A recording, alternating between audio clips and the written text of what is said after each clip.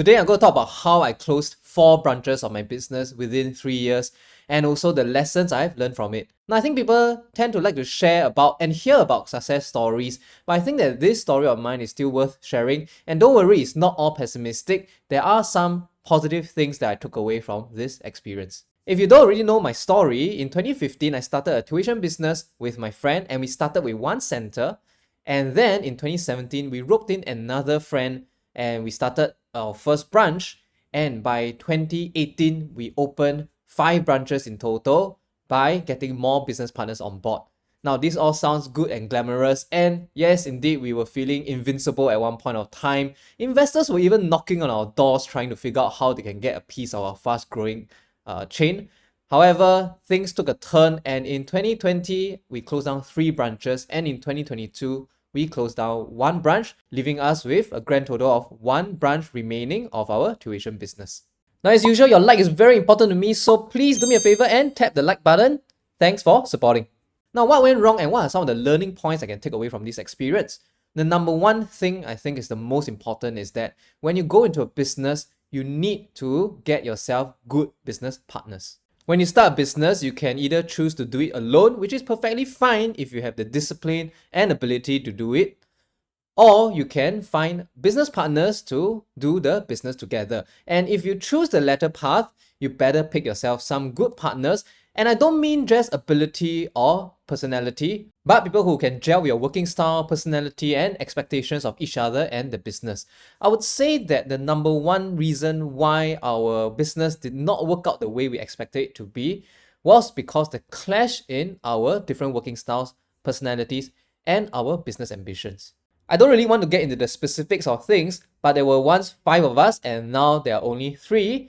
And there were police reports made, legal threats, and lawyer letters sent, and friends that were once friends are no longer talking. Long story short, it's down to the 3 of us, and we are continuing on with this business in its reduced capacity of 1 branch rather than the 5 branch chain we used to be. You know the common saying, don't do business with your friends? It has some truth in it, and my advice to people who are going into a business, particularly with your friends, is to make sure you know that each other's expectations match up with each other. This includes things like who's in charge of certain responsibilities, how much commitment are you going to put into the job, what are your goals and ambitions for the business, things like that. And you better put things into writing, because a lot of times when we start something with a friend, we have this expectation that, oh, we are friends, we wouldn't sell each other out, we wouldn't betray each other, and that may well be true, but having things in writing is the best way to avoid disputes at a later stage. When you do business with a friend, you are no longer just friends, you are now business partners, so you better maintain a certain level of professionalism, and this includes contractual agreements and formalized arrangements so that both parties do not feel aggrieved over things that may not go the way each person thinks it should go. And at the end of the day, sometimes business can be done alone. If you look at Satisfy.com and this YouTube channel, I am 100% in charge and I answer to no one, and I can do things the way I like to do things, and it has worked out quite well for me. So before you get into business with someone, you better ask yourself a few important questions. Are you better off doing that thing alone? Or if you have decided to work with someone, you better ask yourself whether this is a business partner you can really work with and sort out any differences that may arise in the course of doing business.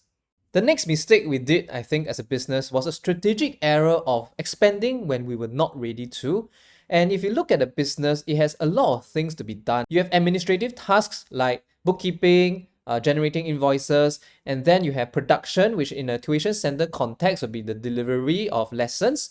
And then you have marketing, chores, and other things that you have to do to grow your business. When we started the business, just like most small business owners, we were doing everything on our own. We were doing admin things, we were generating our own invoices using Microsoft Word, and then we were teaching the lessons, and we were doing marketing, down to distributing flyers door to door in the nearby HDB blocks. Eventually, we managed to move out of the lower level chores by hiring admin assistants and also services like Awesome, which is today's video sponsor. And Awesome is a company that helps you take care of things like bookkeeping, compliance issues, and they even help you incorporate a business from scratch if you are someone starting your business for the first time.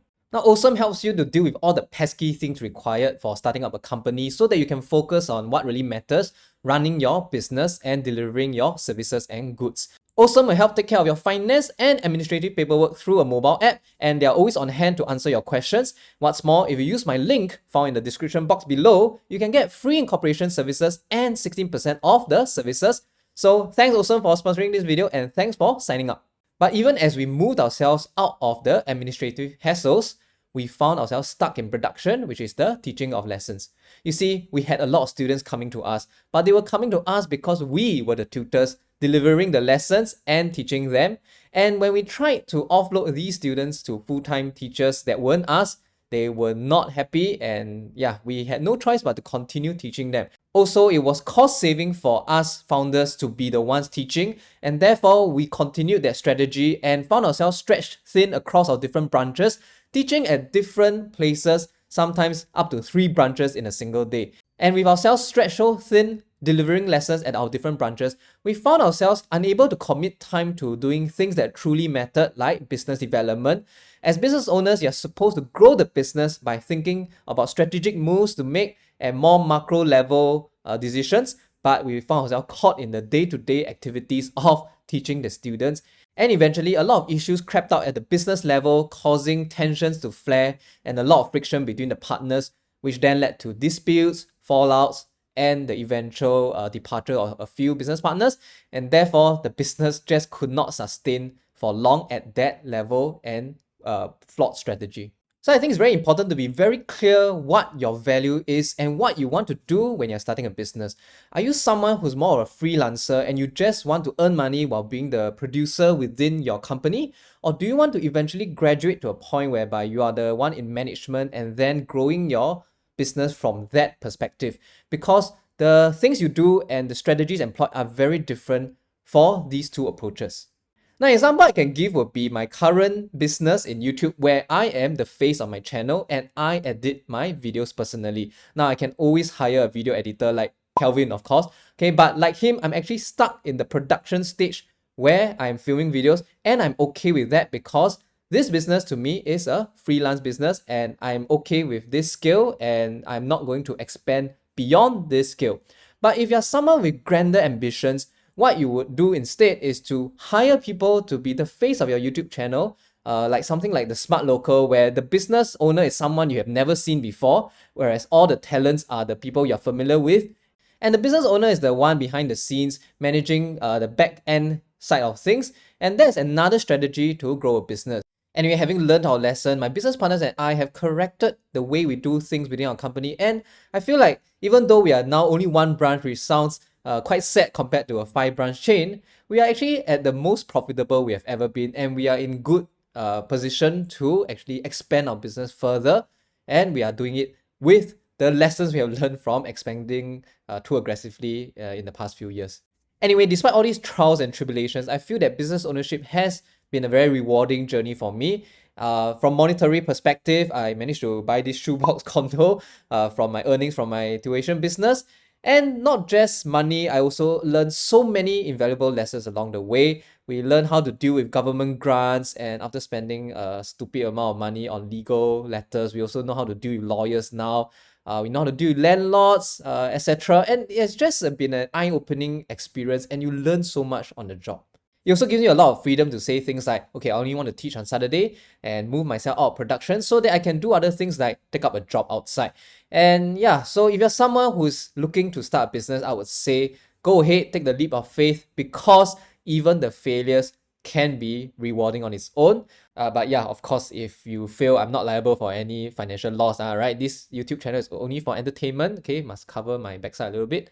Now, I hope my experience about my business failures have been useful or at least entertaining for you. Do subscribe to my Telegram group so that you can get more content and great deals. And also check out this video talking about my various income sources and this video that YouTube thinks you will really enjoy. So I'll see you in those videos.